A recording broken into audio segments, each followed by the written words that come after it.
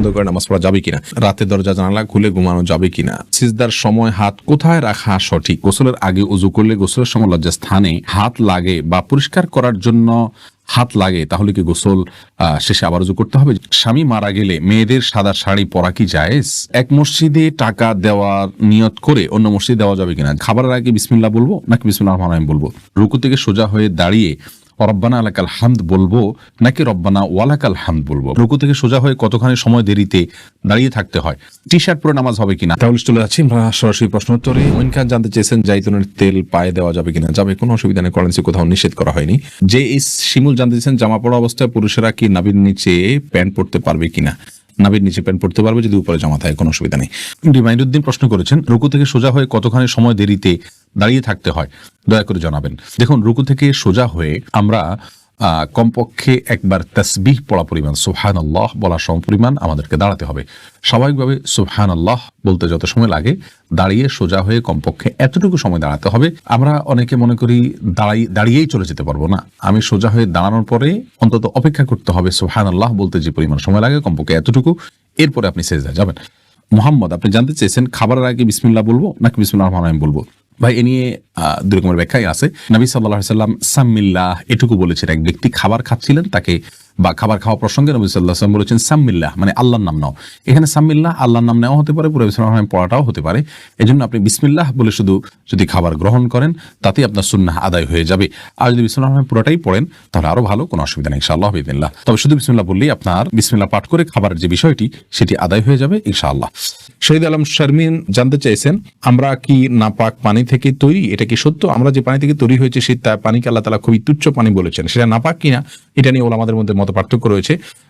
ইমাম আহমদ ইবনে হাম্বল রাহিমাহুল্লাহ এবং তার অনুসারীদের মতে এটা নাপাক না পাক। তারা বলেন যে নবীদেরকে সৃষ্টি করেছেন আল্লাহ, নাপাক কেন হতে পারে? তো আসলে কোনো উপাদান পরিবর্তিত হয়ে গেলে সেটা তো আর তার মূল বিধানটা থাকে না। যাই হোক, এটাকে আমাদের উলামায়ে কেরাম বা আবু হানিফা রাহিমাহুল্লাহ সহ অনেকে নাপাক বলেন। তো এটা নিয়ে মতো পার্থক্য আছে, একাডেমিক মতো পার্থক্য, ওই পানিটা পাক কি না পাক সেটা নিয়ে। সবুজ ভুঁইয়া, আপনি জানতে চেয়েছেন আমি যদি নামাজ পড়ার সময় শুধু ফাতিহা পড়ে রুকুতে চলে গিয়ে মনে পড়ে তাহলে কি করব? ভাই সবুজ ভুঁইয়া, সূরা ফাতিহা পড়েছেন, অন্য সূরা মিলাননি, রুকুতে গেছেন, তারপরে মনে হয়েছে, আপনি সিজদা সাহু করবেন, কারণ সূরা ফাতিহার পরে অন্য সূরা মিলানো ওয়াজিব ওলামায়ে আহনাফের মতে, আমাদের উলামায়ে কেরামের মতে। আর এই মতটা দলিলের দিক থেকে বেশি শক্তিশালী এবং সমৃদ্ধ।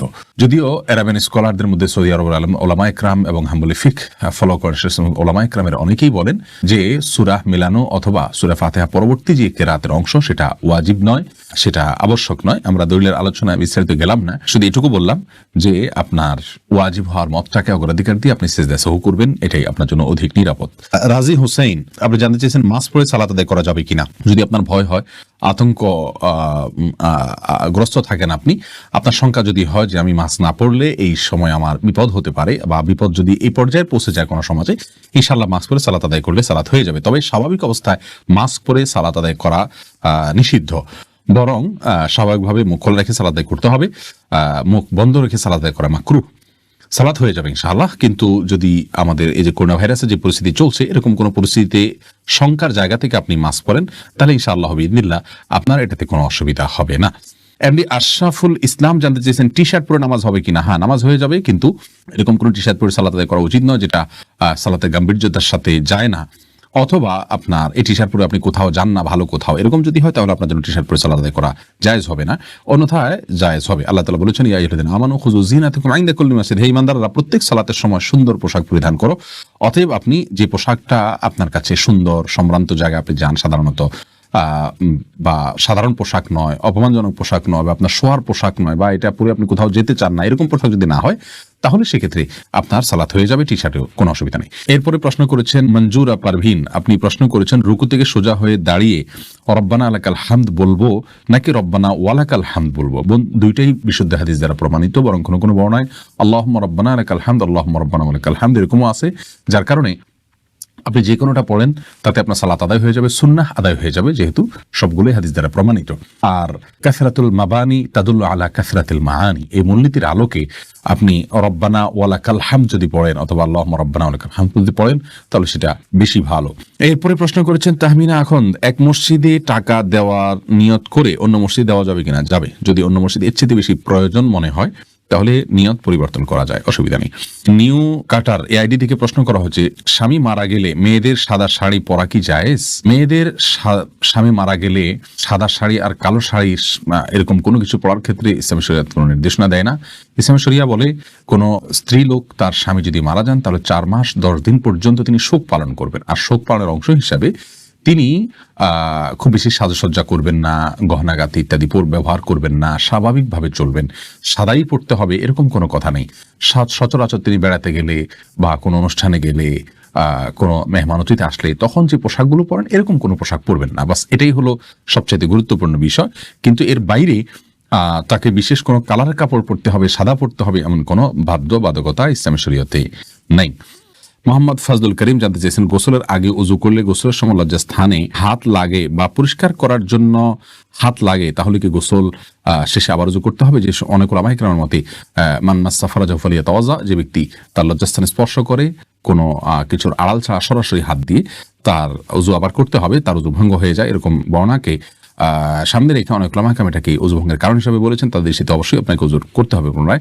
তবে আমাদের উলামায়ে কেরাম বা উলামায়ে আহনাফ এটাকে উযু ভঙ্গের কারণ হিসাবে গণ্য করেন না, এবং তারা এর বিপরীতে বিভিন্ন হাদিসকে দাঁড় করান এবং বিভিন্ন জবাব দিয়ে থাকেন।